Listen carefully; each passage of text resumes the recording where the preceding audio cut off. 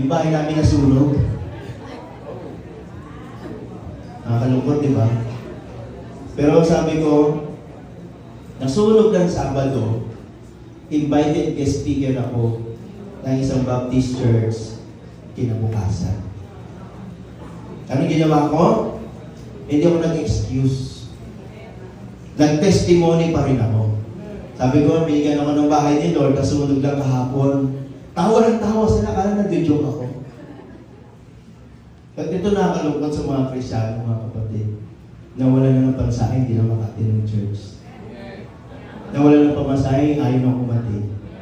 Walang love gift, walang natanggap kay pastor, gusto ayaw na kumatid.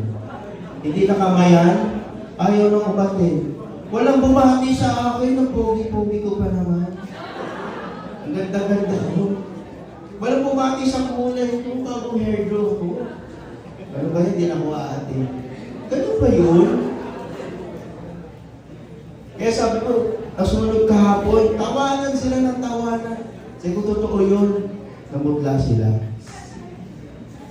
Kaya mga kapatid, nag-pray kami nun, sabi ko, Lord, wag lang yung kay Hope, ha?